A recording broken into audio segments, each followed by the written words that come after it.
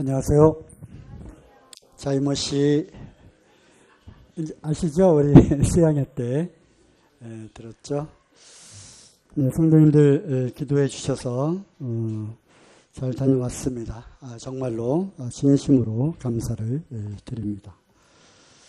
전국 청년연합 캠프에 이어서 또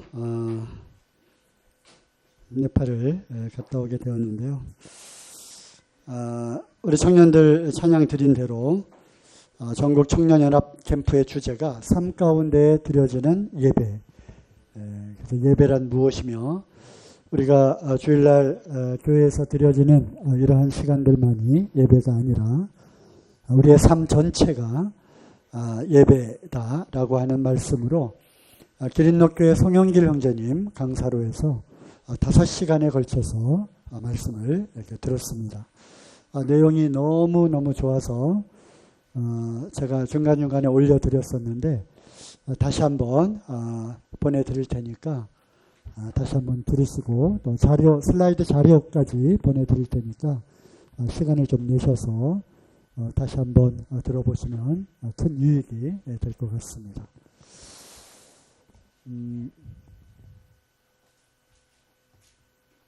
오늘 말씀의 주제는 네팔 비전 캠프에 다녀온 그 이야기와 그 가운데에서 또 주님이 주시는 교훈들, 또 저에게 하신 말씀 이런 것들을 좀 간증하기를 원합니다. 이번 19기 네팔 비전 캠프에 주님이 저에게 주신 생각, 저에게 떠오르게 하신 것은 다시 초심으로라고 하는 생각으로 다녀오게 되었습니다. 작년에 18기 네팔 비전 캠프는 주제가 추억 여행이었어요. 저에게 있어서. 그래서 8년 만에 다시 네팔을 가게 되면서 또 주님이 저에게 주신 말씀이 사도행전 15장 36절 말씀에 며칠 후에 바울이 바나바더러 말하되 우리가 주의 말씀을 전한 각 성으로 다시 가서 형제들이 어떠한가 방문하자 하고 주님이 최금 형제님께서 저를 이제 다른 자리에서 만났었는데 꼭 다시 한번 가야 된다고 비전 캠프를 통해서 네팔 교회들이 어떠한 영향력을 미쳤으며 또 교회들이 어떻게 또 성장하고 있는지를 꼭 와서 다시 보아야 된다고 이렇게 좀 강요를 하셔서 저 기도 가운데 있다가 주님이 이 말씀을 주셔서 다시 가라라고 하는 말씀으로 제가 받고 작년에 다녀오게 되었습니다. 그래서 작년의 주제는 추억 여행이었죠. 역시 뭐 캡틴 존이라고 하는 이름으로 갔지만 옛날에는 제가 앞서서 모든 것을 다 기획하고 준비하고 또 가서 진행하고 관리하고 하는 이런 모든 것들을 진두지휘하면서 했었지만 이제 작년과 이어서 금년에는 이제 많은 것들이 달라졌죠. 이름만 이제 캡틴이고 뒷짐지고 이렇게 따라다니는 뭐 그런 형태로 저 나름대로의 참 의미 있는 시간들을 또 보내고 왔습니다. 그래서 다시 초심으로입니다. 많은 분들이 왜 네팔을 또 가느냐, 남아공 가는 것으로도 부족해서 또 네팔을 왜 또 다시 가느냐라고 이렇게 말씀하시는데 또 주님이 저에게 주신 말씀이 있었어요. 사도행전 23장 11절 말씀에 그날 밤에 주께서 바울 곁에 서서 이르시되 담대하라. 내가 예루살렘에서 나의 일을 증언한 것 같이 로마에서도 증언하여야 하리라 하시니라. 마치 저에게는 이 말씀이 남아공에서 뿐만 아니라 네팔에도 다시 가야 할 것을 저에게 말씀하시는 것 같아서 이번에도 다시 한번 가야 되겠다라고 확신을 갖고 담대하게 준비를 하게 됩니다. 이 담대함 속에는 이제 점점점 나이가 들어감에 따라서 청년들을 과연 따라다닐 수 있을까라고 하는 그런 염려가 많았고요.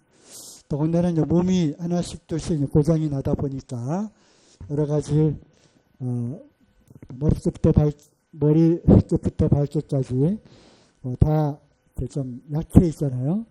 문제가 많은 부분이 있고 그래서 좀 염려가 많이 되었는데 늘 그랬듯이 단기 선교 일정이 잡히게 되면 그때부터 이제 운동을 하게 되는데요. 그렇다고 매일 하는 건 아니고 다른 때보다 더 신경 써서 걷기 그리고 헬스장을 끊어서 이제 다니게 되는데 그래봐야 일주일에 한 번, 두 번 가면 이제 많이 가는. 그래도 그게 어딥니까? 이번에 이제 네팔을 갔다 오기 위해서 헬스장을 끊고 또 이렇게 운동하며 체력적으로도 준비를 하게 되었습니다. 작년에도 이제 보고를 드린 것처럼 네팔에 이제 한국 선교사, 파송된 선교사들을 통해서 현재 13개의 지역교회가 개척이 되었습니다. 시작은 1997년 이현웅 형제님이 가서 학생 비자를 받고 가서 그 내전 상황 그리고 굉장히 힌두 문화 그리고 굉장히 우상의 나라에 주님의 부르심을 받고 가게 되고 거기에서 복음을 전하면서 가정교회로 모이게 되다가 카트만두 교회가 개척이 됩니다. 그리고 이제 그 가정교회에서 만찬 예배를 드리고 교회가 형성이 되었었는데 비자가 만료되고 다시 연장을 할 수 없는 그런 안타까운 상황에 전국에 이제 공문을 보내게 되고 거기에 최근민 형제님이 그 공문에 큰 도전을 받게 되고 네팔에 비자를 얻을 수 있는 길은 비즈니스 비자밖에는 허락이 안 되었었어요. 그래서 자기의 전 재산을 다 이제 팔고 그리고 30대의 CJ 부장이라고 하는 최연소 부장으로 진급을 했음에도 불구하고 그런 모든 것들을 다 뒤로 하고 이제 전 재산을 팔아서 이제 비즈니스 비자를 얻어서 네팔로 가게 됩니다. 거기에 그 회사에 그러니까 이제 시장 조사를 하고 쿠시쿠시 호텔 사업을 시작을 하게 되죠. 그리고 이현우 형제님이 거기에 이제 사원, 이사로 이제 되면서 비자가 연장이 되는 그러한 효과를 보게 됩니다. 그러면서 신분을 위장한 채로 이제 함께 동역을 하면서 이 두 선교사 형제님 가정을 통해서 여러 교회들이 개척이 되게 되죠. 그리고 이와는 또 달리 네팔에서 근로자로 한국에 온 두루바라고 하는 그런 근로자가 인천에 있는 남동공단에서 근로자로 있다가 인천 그 당시에 인천 남동 모임의 형제님들의 그러한 전도를 통해서 구원을 받게 되고 그리고 이제 양육이 되게 됩니다. 그리고 이제 CTI에서 훈련을 받고 또 호주 지혜로에 가서 선교 훈련을 받고 이제 네팔로 파송이 되게 되는데 한국 자매님과 결혼을 해서 이제 지금은 이제 인천 성도교회에서 파송되어진 형태로 두루바 형제님이 현지 네팔 형제님으로서 또 선교사로 파송이 되어 있습니다. 그래서 도합 13개의 지역교회가 개척이 되어 있죠. 물론 우리가 주로 활동하는 그런 지역은 이제 마체가옹 지역이고요. 여기에 우리가 수양회 때 피터 형제님을 통해서 간증을 들은 대로 뉴 호라이전 학교의 학생들을 불러다가 처음에는 쿠시쿠시 호텔에서 그리고 호텔이 매각된 이후에는 마체가옹 예배당에서 아이들을 불러다가 이제 비전 캠프라고 이름하는 그러한 내용의 프로그램을 운영을 합니다. 그래서 이제 본부는 마체가옹 예배당을 본거지로 해서 도착한 그 다음 날 저녁에 도착을 했고요. 그 다음 날부터 주교사 강습회를 하고 그리고 이와 병행해서 카트만두 장로 모임을 하게 되는데 거기에서 또 저에게 말씀을 부탁하셔서 또 말씀을 또 교제를 하게 되었습니다. 그리고 이제 뉴 호라이전 학교에 8학년에서 10학년 캠프 하루 그리고 5학년에서 7학년 캠프를 이틀을 마체가운 예배당에서 하게 됩니다. 여러 가지 자료들은 시간 관계상 제가 생략을 했고요. 또 여러 번 또 보셨기 때문에 생략을 하겠습니다. 그리고 네팔은 이제 토요일이 주일이에요. 토요일이 쉬는 날이기 때문에 토요일 날 예배를 드리게 됩니다. 그래서 이번에 전부 31명이 이제 참여를 했고요. 그중에 29명이 먼저 도착을 했고 다른 두 분은 나중에 후발대로 참여를 하게 됐는데 카트만두 지역에 4개 교회로 이제 나누어서 주일 예배를 드리고 거기에서 또 주일 학교를 또 운영을 하고 그리고 저는 또 영어가 잉글리시가 잘 안 되기 때문에 한국말로밖에 할 수가 없어서 한국말로 듣고 네팔어로 통역이 가능한 두루바 형제님이 계시는 꺼번 교회에 가서 또 저는 말씀을 이렇게 드렸습니다. 이와 같이 지역교회 4군데를 방문해서 주일학교를 또 운영을 하게 되었습니다. 그리고 그 다음날 노월바라시라고 하는 지방으로 이제 8시간에 걸쳐서 버스를 타고 노월바라시로 가게 되고 거기에서는 이제 주일이 끼어 있지 않기 때문에 거기에서 이제 주일학교 아이들 초청 잔치를 준비를 하고 우리가 오기를 이제 기다리고 있었습니다. 그래서 주일학교 아이들을 초청을 해서 하루 주일학교 집회를 저희들이 이제 비전 캠프를 노을바라시 예배당에서 하게 됩니다. 그리고 이제 노을바라시 성도님들과 이제 교제를 또 하는 시간들이 있었고요.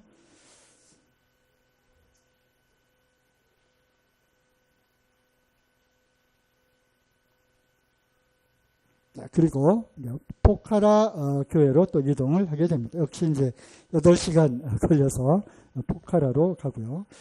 포카라 교회는 이제 토요일이 끼어 있었기 때문에 거기에서 예배도 드리고 그 전날 또 특별 성도 집회를 열게 되어서 또 거기에서 또 전체가 말씀을 전하고 또 성도들이 아주 친밀한 그런 교제의 시간들이 또 있었습니다.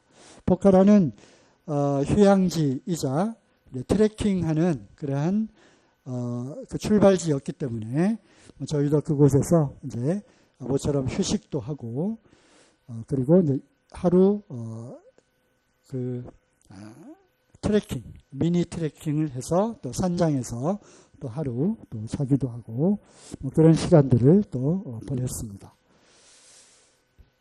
그리고 다시 카트만두로 돌아와서 그때 이제 마체가운 교회에서 개척 나간 키티풀 교회가 작년에 갔을 때는 이제 한 층만 겨우 부지를 사고 한 층만 이제 있었는데 2층, 3층까지 1년 동안에 예배당을 올리고 우리가 갔을 때 헌당식을 하는 그런 날이 같이 끼어 있었어요. 그래서 비전팀이 같이 가서 또 특성도 하고 함께 또 그 헌당식에 가서 또 격려사도 해주고 이런 시간들을 또 가졌습니다. 이것이 2주 동안 있었던 전체 일정이고요. 특별히 오늘은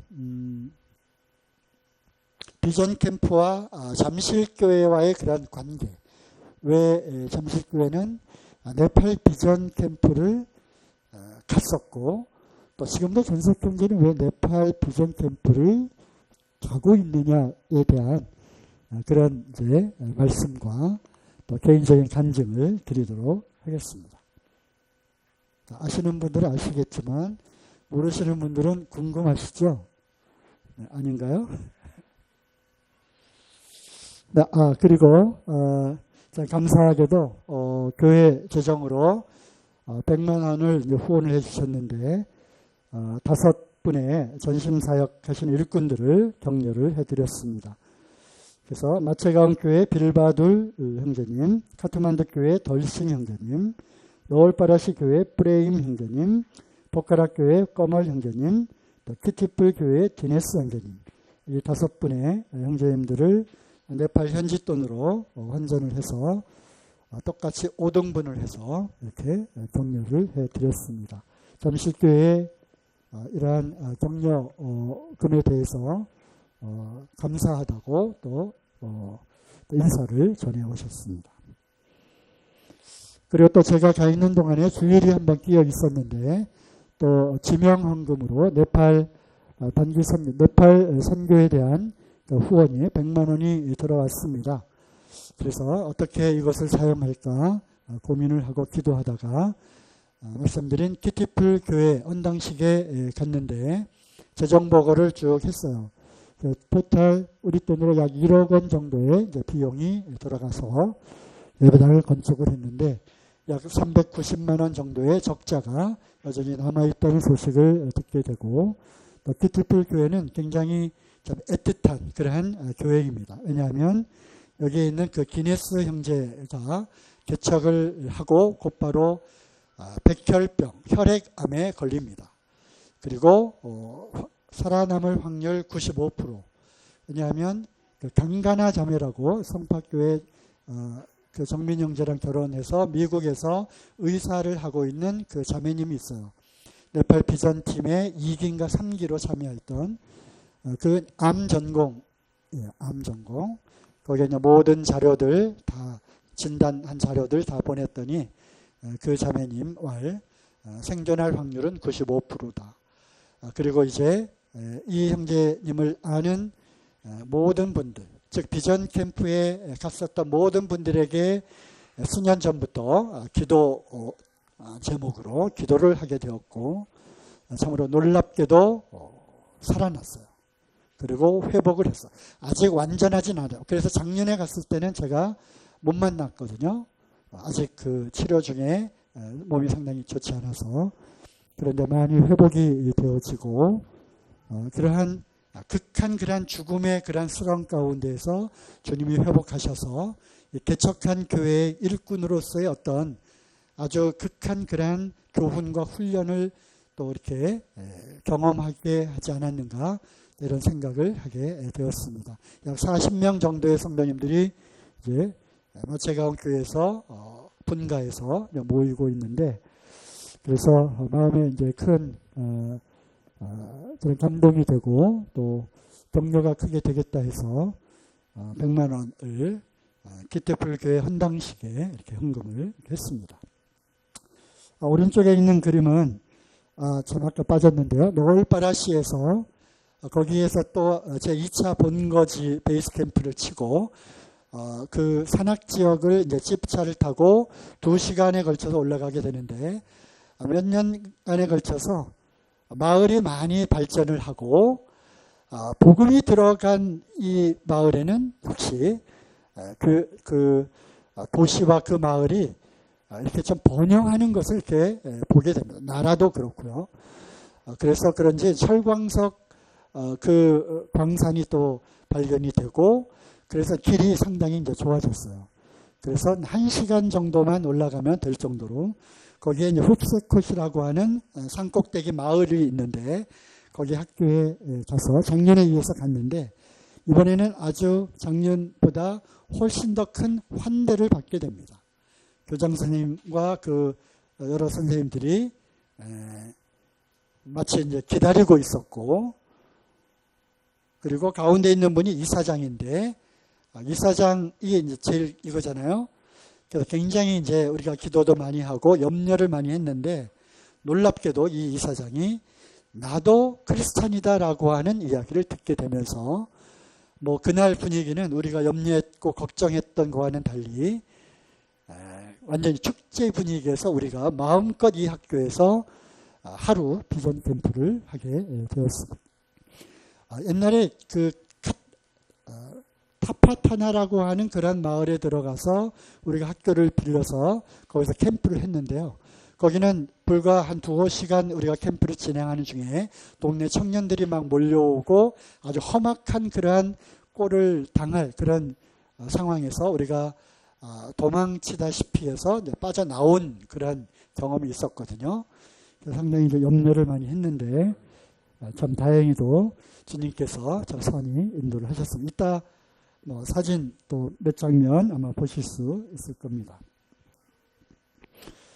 마체가운 예배당에 이제 달려있는, 붙여져 있는 네팔 비전 캠프 1기부터 18기까지 사진인데요.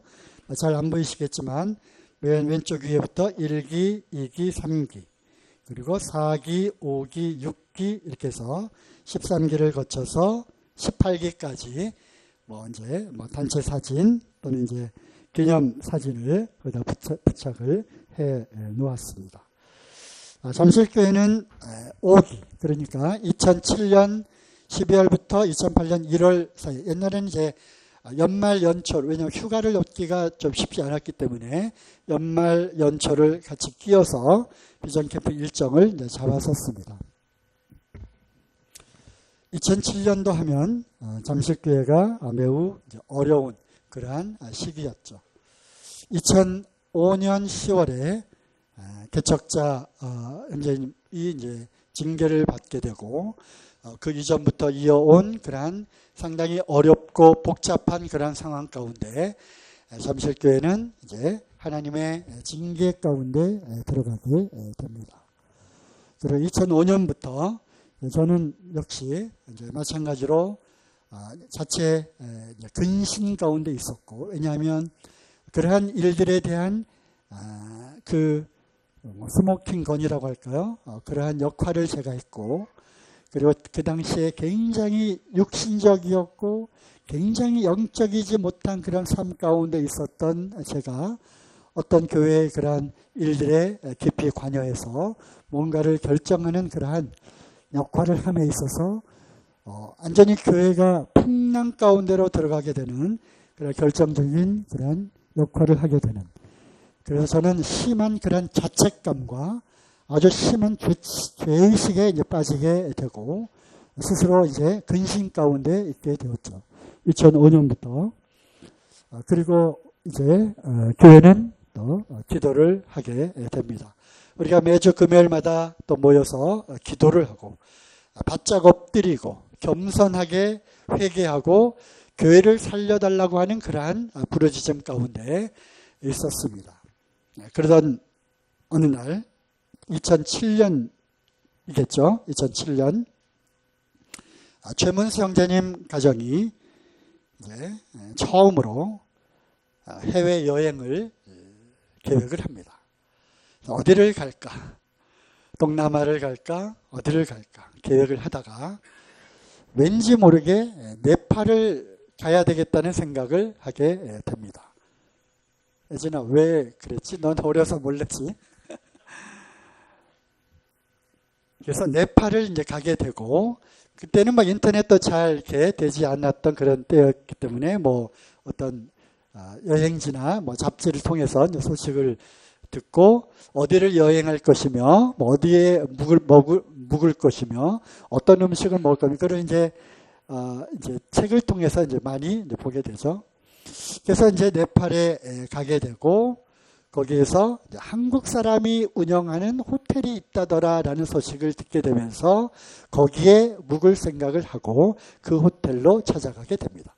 거기가 바로 최금문 형제님이 운영하는 쿠시쿠시 호텔이었죠.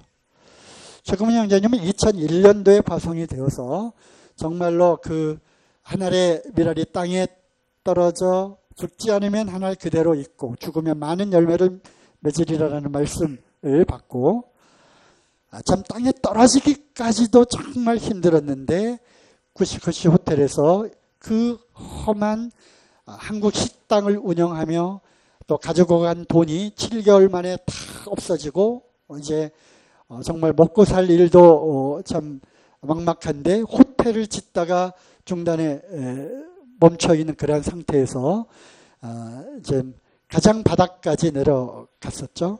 그리고 땅에 떨어질 뿐만 아니라 거기서 죽어야 한다고 하는 그러한 또 교훈을 받게 되면서 굉장히 힘들고 어려웠던 그런 상황 가운데 한국에서 방문하는 주일학교 교사들 몇 명이 방문을 해서 이제 주일학교 캠프를 하는 그것이 이제 비전 캠프의 시작이었고, 뭐 그러던 때에 2007년에 최문성님 가정이 호텔로 찾아가게 되고 함께 교제하는 가운데 서로 위로가 되고 좋은 그러한 교제가 되었죠.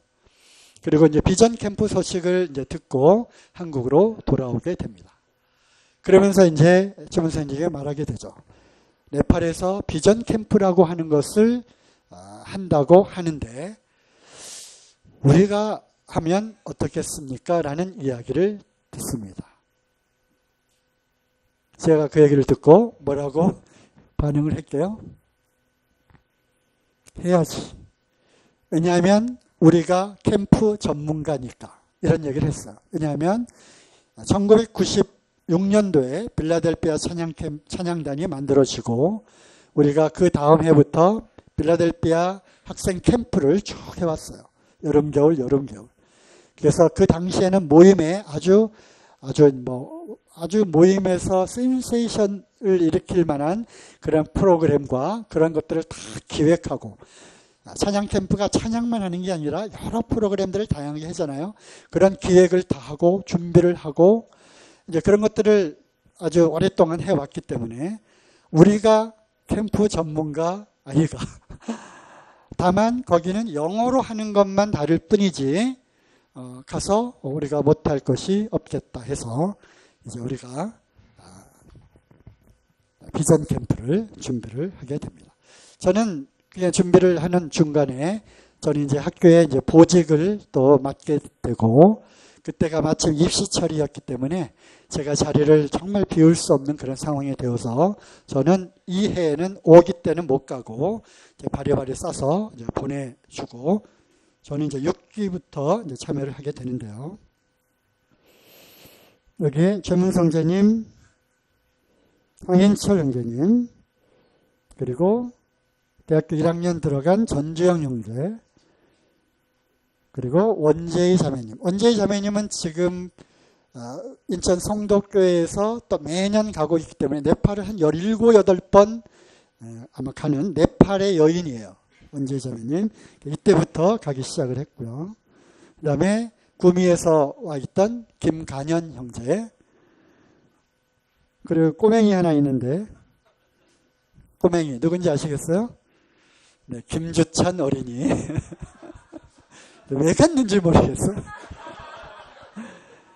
이때부터 이제 잠실교회와 비전 캠프가 이제 인연을 갖게 되고 그 당시 4기 때까지는 그냥 그럭저럭 주일학교 캠프하는 그런 수준이었다 하면 5기부터는 완전히 잠실 스타일. 아시죠? 잠실 스타일. 말 그대로 잠실 스타일. 그리고 그 패턴과 그 프로그램과 그 형태가 지금까지 이렇게 되고 있고 이 비전 캠프가 계속되면서 이 패키지가 다른 선교지의 단기 선교 프로그램으로 이렇게 또 활용이 되는 몽골, 스리랑카, 또 태국, 필리핀 이런 쪽에 물론 이제 많이 변화되고 또 수정이 되었지만 그래서 네팔 비전 캠프에 참여했던 팀원들이 다시 몽골로, 스리랑카로, 남아공으로 여러 곳으로 가면서 이것이 하나의 어떤 전국 모임에 아주 좋은 그런 영향력을 끼쳤다고 생각을 합니다. 그뿐만 아니라 이들이 경험한 그러한 에피소드와 여기서 다 말로 표현할 수 없는 그들이 겪었던 경험했던 또 굉장히 고난 가운데 있었던 짧은 기간이었지만 그리고 영적으로 놀라운 그러한 경험들을 돌아와서 청년회에서 1년 내내 이야기를 하는데 말 그대로 1년 내내 하는 거야. 도대체 네팔이 뭔지. 안 간 청년들은 도저히 그 다음에 안 갈 수가 없는 그런 상황이 되어서 그 다음에 또 6기, 7기, 8기, 9기 계속 가게 됩니다. 곽희정, 곽희연, 황보현, 전주현, 또 우리 학생 이지은, 김혜찬, 또 그래서 그 당시 잠실 청년들은 네팔에 가지 않은 청년들이 없을 정도로 잠실 청년의 일 중에 하나는 네팔 단기 선교 가는 것이다 할 정도로 이렇게 잠실교회와 큰 인연을 맺게 되었습니다. 우리 전주영 형제는 5번, 전주현 형제는 4번 이렇게 해서 제가 못하는 그러한 영적 훈련과 그 교훈 그리고 사시고 참되신 하나님을 경험하는 그러한 순간들을 제가 못하니까 그곳에 가서 직접 보고 경험할 수 있도록 그렇게 하게 되었습니다. 그리고 이것이 계기가 되었는지 또는 다른 그러한 여러 가지 기도와 또 성도님들의 교회를 향한 그런 애틋한 마음을 주님께서 보시고 이 말씀을 허락하셨죠. 호세아서 6장 1절 오라 우리가 여호와께로 돌아가자. 여호와께서 우리를 찢으셨으나 도로 낫게 하실 것이요 우리를 치셨으나 싸매어 주실 것입니다. 제가 몇 차례 옛날에 지하에 있을 때 이 말씀을 교제를 한 것 같은데요. 주님이 저를 통해서 교회에 주신 말씀이라고 생각이 되어졌습니다. 주님이 찢으셨지만 다시 낫게 하실 것이고 우리를 치셨지만 싸매어 주실 것이라고 하는 그런 확신을 갖게 되고 이 청년들이 살아나고 일어남으로 인해서 교회가 점점 변화되게 되고 그리고 제가 2009년부터 전국 청년연합 캠프의 스텝으로 이제 가게 됩니다. 그때까지만 해도 저는 이제 근신 가운데 있었어요. 최문성제가 오래전부터 거기에 이제 스텝으로 참여하면서 다른 여러 스텝 형제들이 다 장로 일을 하시던 그런 형제님들이셨거든요. 형님, 이건 내가 할 일이 아니라 형님이 해야 되는 일인데 왜 그러고 있냐고 하면서 할 때마다 저에게 계속 권유를 했지만 저는 근신 가운데 있었고 나는 어느 외부의 일도 하지 않겠다라고 하고 있었는데 주님이 저에게 말씀을 주셨어요. 마태복음에 포도원에 들어가는 그러한 일꾼들을 이렇게 선택하는 그 말씀 가운데 너도 포도원에 들어가서 일하라. 그래서 비록 오후 5시에 택함을 받았다 할지라도 1시간이라도 가서 일해야 되겠다라고 하는 그런 말씀을 저에게 주신 것 같아서 2009년도에 전청 스텝으로 들어가서 역시 또 그 캠프가 잠실 스타일로 많이 이제 바뀌게 되죠. 그리고 이제 우리 청년들의 섬김을 통해서 또 다른 지방에서 청년들이 또 많이 오게 되고 이것이 비전 캠프와 전청과 이런 것들을 통해서 전국의 청년들이 다 네트워크 형성이 되고 청년들이 일어나고 또 그로 인해서 교회가 또 부흥되어지는 다시 교회가 일어나는 그러한 일들이 곰곰이 생각해 보면 여러 과정들이 있었겠지만 저는 네팔 비전 캠프가 그 중에 하나였다고 생각을 합니다. 그래서 다시 초심으로라고 하는 저에게 주신 이 생각을 갖고 이번 19기에 가서 참여를 하게 되었습니다. 옛날 생각들을 많이 하게 되었죠. 옛날에 있었던 교회의 일들 뿐만 아니라 옛날의 나 넘어지고 좌절하고 실패하고 했던 그런 옛날의 나 거기에서 주님은 꺼져가는 그 등불을 훅 하고 꺼치지 아니하시고 흔들리는 갈대를 탁 끊어뜨리지 아니하시고 다시금 그래도 기회를 주시고 다시 이렇게 세우시는 그냥 훅 하고 그냥 너 이제 믿음의 경주에서 탈락. 그런 너가 무슨 주님의 일을 한다고. 주님의 일은 거룩한 일이고 이것이 얼마나 영광스러운 일인데 그따위로 삶을 살면서 그러한 육신적이고 그러한 자가 어찌 이 거룩하고 영광스러운 주님의 일을 하물며 강단에서 말씀까지 전한다고 하는 그러한 나의 그 외식적인 것에서 정말 한없이 참 통곡하고 울었던 참 그러한 참 옛날에 그러한 나를 다시 한번 바라보며 여기에서 다시 시작했지라고 하는 초심으로 다시 돌아가는 그러한 시간들을 쭉 갖게 되었습니다.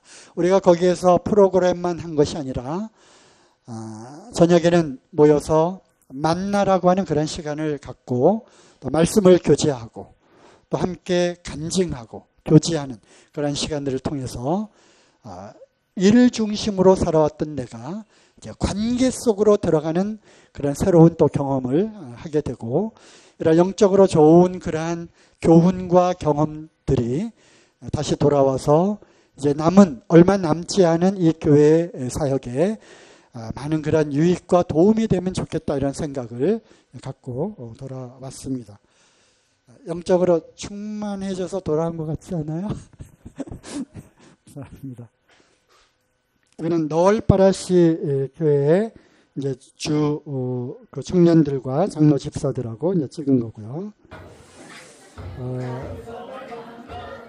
이제 아까 말씀드린 대로 그 친구 초청하는 그러한 이제 시간이었잖아요. 그래서 약 40명 정도 주일학교 아이들이 참석하고 있는데 25명이 새로 더해져서 이렇게 저희가 이제 인형극도, 여기서는 참 연극을 했죠. 연극하고 찬양, 말씀, 이런 시간들을 가졌습니다.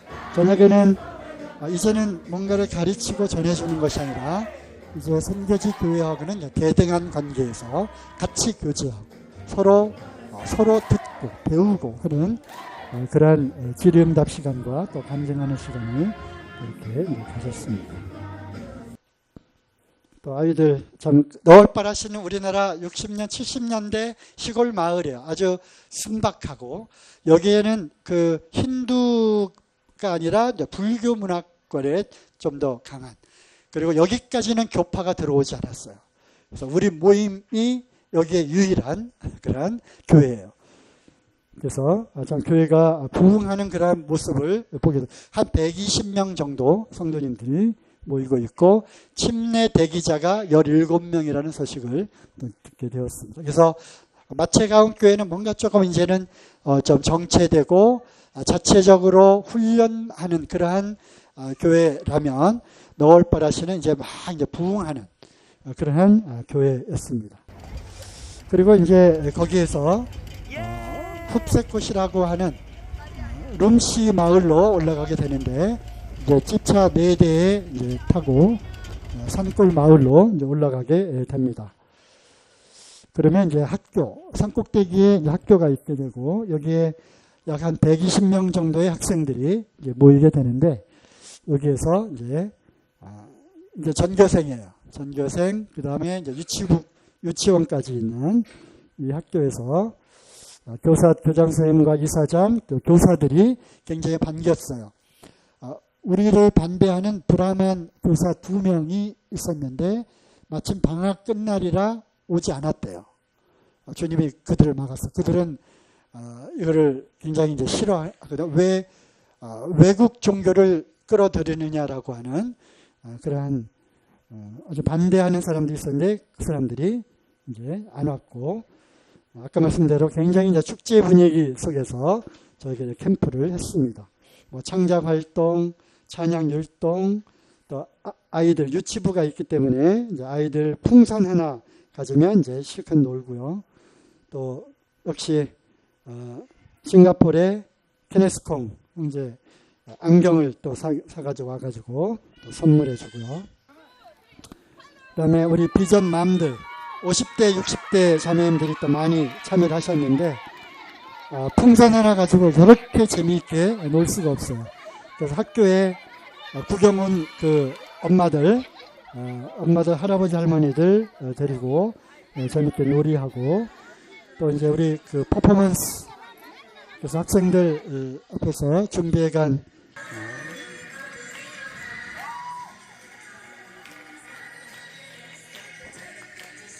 퍼포먼스를 또 냈고요.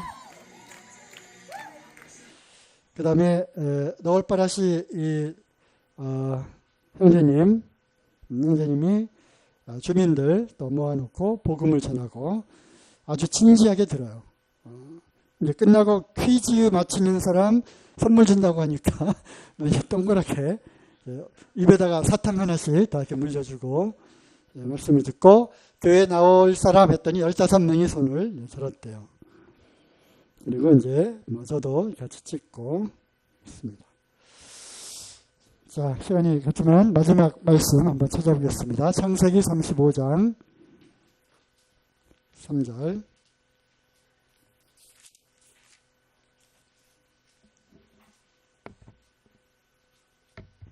35장 1절부터 보면은 하나님이 야곱에게 이르시되 일어나 베델로 올라가라.